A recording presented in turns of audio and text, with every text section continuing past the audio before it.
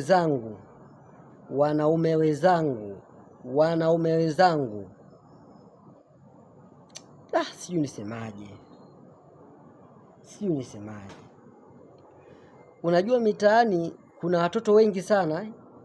Kuna watoto wengi wanashinda kitaa, hawaelewi walale wapi, hawaelewi wanakula wapi. Shida ni sisi wanaume, tunaweka mimba mitaani, hatulei watoto. Tunaweka mimba wadada wa watu, hatulei watoto, na tunakataa kabisa kama hatupo. Tunakataa kabisa. Kwa sababu tunawatengenezea mazingira mabaya. Ndio maana unakuta machokolani wengi, unakuta wezi ni wengi.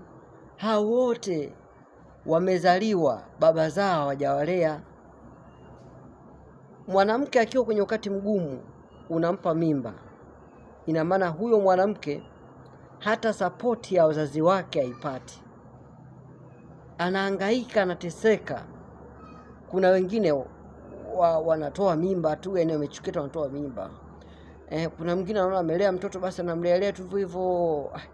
Bado maisha ni magumu, lakini mtoto anaamua kukimbia wapi? Nyumbani. Sisi wanaume ni chanzo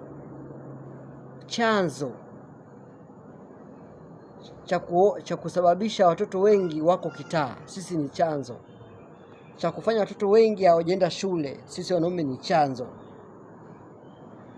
Tunafanya wezi wawe wengi. Sisi wanaume ni chanzo. Mtoto anaandana mitaani. Sisi wanaume ni chanzo, hatuhudumii watoto. Sisi ni chanzo kwa kila kitu.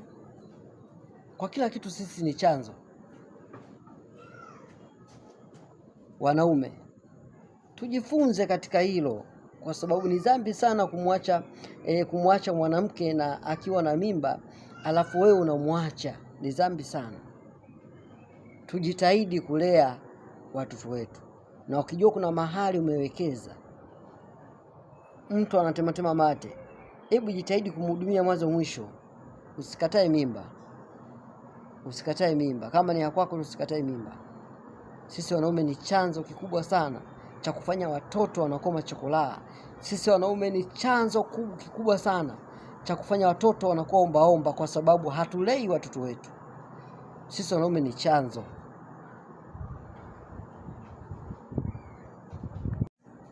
Ukiishi duniani ukiamini kila binadamu ni sawa, ukiishi duniani ukiamini kila mtu anastahili upendo, ukiishi duniani